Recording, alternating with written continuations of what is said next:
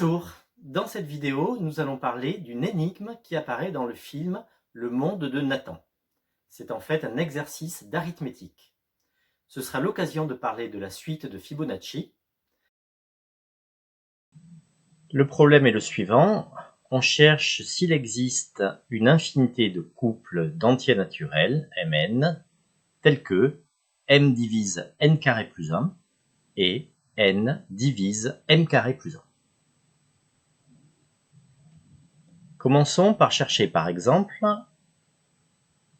m égale n, vérifiant les deux divisibilités. Remplaçons alors m par n, ce qui s'écrit n divise n carré plus 1, c'est-à-dire que n carré plus 1 est un multiple de n. Alpha est ici un entier naturel. En factorisant par petit n, on obtient alors n fois alpha moins n égale 1, si bien que n est un diviseur de 1. n étant un entier naturel, n nécessairement vaut 1. Donc le seul couple pour lequel m divise n carré plus 1 et n divise m carré plus 1 avec m égale n est le couple 1, 1. Cherchons à la main quelques autres couples. Solution. On trouve rapidement le couple 1, 2, 2, 5, 5, 13, évidemment à permutation près. Puisque si mn est une solution, nm est une autre solution. Le couple 2, 5 par exemple est effectivement solution, puisque 2 est un diviseur de 5 au carré plus 1, 26, et simultanément 5 est un diviseur de 2 au carré plus 1. La recherche de solution est la suivante. On cherche tous les couples Mn avec n inférieur par exemple à 10 000, et on ne balaie que les entiers m inférieurs à n, puisque le problème est symétrique en Mn.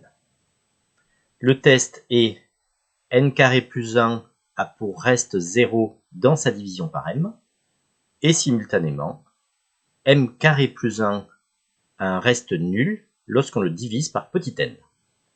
Chaque fois que ces deux conditions sont réalisées, on imprime ou on affiche mn, le couple Mn. En sortie, comme on le voit ici, les solutions sont 1, 1, 1, 2, 2, 5, etc., etc. Il n'y a pas tant de solutions que ça. Et pourtant, l'objectif est de répondre à la question: y a-t-il ou non une infinité de couples solutions aux deux problèmes de divisibilité? On remarque que dans cette liste obtenue apparaissent un certain nombre de termes de la suite de Fibonacci. Cette remarque conduira à la résolution du problème.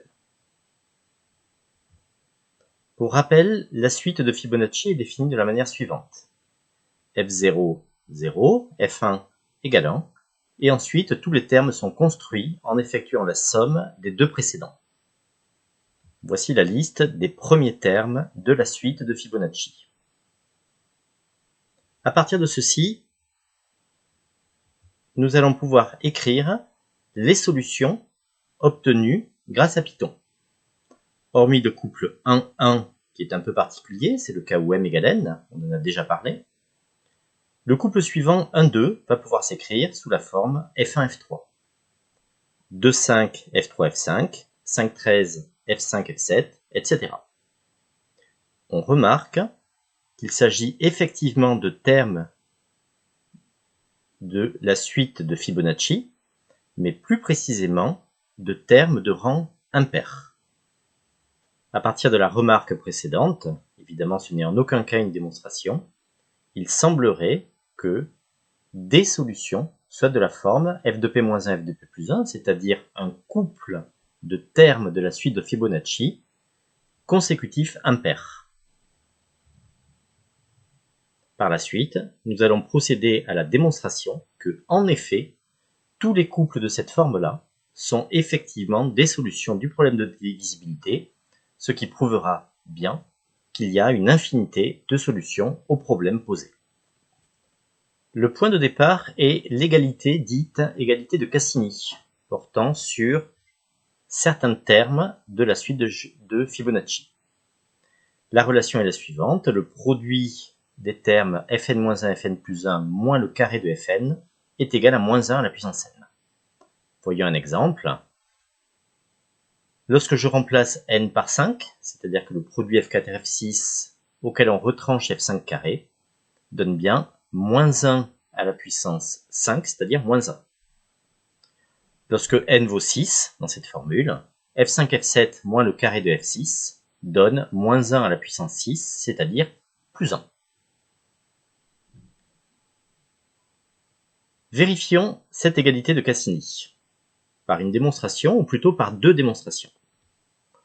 Première démonstration, on part directement de la suite de Fibonacci, de sa définition, et on cherche à exprimer fn en fonction de n. C'est-à-dire qu'au départ, on a une relation de récurrence entre trois termes consécutifs. Pour résoudre cette équation, on écrit immédiatement l'équation caractéristique associée, que l'on résout. Cette équation possède deux racines réelles distinctes, dont l'une est phi, le nombre d'or. 1 plus racine de 5 sur 2, l'autre racine étant 1 moins racine de 5 sur 2, que je note phi bar. F indice n s'exprime alors comme une combinaison de deux suites géométriques de raisons respectives phi et phi bar, à savoir que f indice n est égal à un multiple de phi n plus bêta, un multiple de phi bar puissance n. Pour déterminer les deux constantes alpha et bêta, regardons les deux conditions initiales. f0 égale 0, f1 égale 1, ce qui conduit à un système vérifié par alpha et bêta qui se résout très facilement, et l'on obtient alors la formule dite formule de Binet, qui est l'expression de f indice n en fonction de petit n.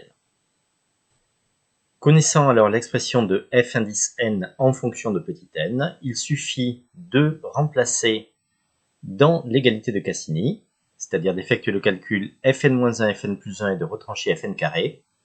Il y a quelques lignes de calcul et on obtient, après simplification, moins 1 à la puissance n. Cette démonstration, on l'aura compris, est assez calculatoire. Nous allons procéder à une deuxième démonstration qui est plus élégante et qui s'appuie sur l'algèbre linéaire et plus précisément les matrices et les déterminants de matrices. L'idée est donc de construire un vecteur colonne que l'on va noter xn, qui a pour composante fn plus 1 fn, et d'établir une relation entre le vecteur xn plus 1 et le vecteur xn, matriciellement. La matrice grand M qui apparaît là a été construite tout naturellement, ligne par ligne. La première ligne traduit le fait que fn plus 2 égale fn plus 1 plus fn. La deuxième ligne, fn plus 1 égale fn plus 1, sous-entendu, plus 0 fn. On a alors écrit une relation matricielle du type xn plus 1 égale matrice M fois xn. On peut démontrer sans difficulté, par récurrence, par exemple, que m à la puissance n s'exprime directement à l'aide des termes de la suite de Fibonacci sous cette forme-là. Ceci étant vrai, quel que soit n supérieur ou égal à 1. L'idée à présent, c'est de considérer le déterminant de m à la puissance n.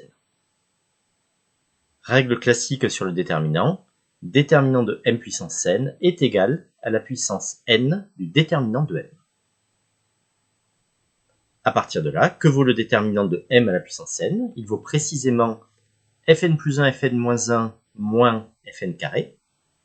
Déterminant de m, 1 fois 0 moins 1 moins 1, que l'on élève donc à la puissance n et on obtient directement l'égalité de Cassini. À partir de l'égalité de Cassini, remplaçons f indice n par la différence fn plus 1 moins fn moins 1. Après élévation au carré, on obtient immédiatement la relation qui est là. Nous l'avons vu précédemment, ce sont les termes de rang impair qui nous intéressent dans la suite des termes de Fibonacci. Donc remplaçons immédiatement n par 2p. Ce qui donne alors le résultat qui est là, après avoir factorisé par f indice 2p-1. On démontre très rapidement, il y a deux lignes de calcul, que 3f de p plus 1 moins f de p-1 n'est autre que f indice 2p plus 3. Donc finalement, on obtient l'égalité qui est là. Le carré de f de p plus 1 est égal au produit f de p-1, f de p plus 3. Lorsqu'on échange p en p-1 dans la relation précédente, on a alors également cette relation-là. Voici résumé les deux résultats que l'on vient de démontrer. Ou encore, pour tout p, c'est une conséquence, pour tout p supérieur ou égal à 2, f de p-1 est un diviseur de f de p plus 1 carré plus 1, et également, f de p plus 1 est un diviseur de f de p-1 carré plus 1. Cela signifie que les couples solutions du type f de p-1, f de p plus 1 sont des solutions du problème de la double divisibilité donnée initialement. On a bien répondu alors à la question, il y a une infinité de couples solutions à notre problème. Le problème précédent étant résolu, on peut se poser une autre question, un problème plus ou moins similaire, mais on a juste à changer le plus 1 en moins 1. Pour répondre à la question, il suffit de procéder de la même manière que précédemment, en partant de l'égalité qui est là, qui a été démontrée. Mais remplaçons à présent n par 2p plus 1 pour obtenir, après quelques calculs, l'égalité qui est là. Et en changeant p en p-1, on obtient cette autre égalité. Donc on a trouvé également, sur le même principe que précédemment, une infinité de couples solutions à notre autre problème de divisibilité. Voilà, c'est fini pour cette vidéo. À bientôt. Au revoir.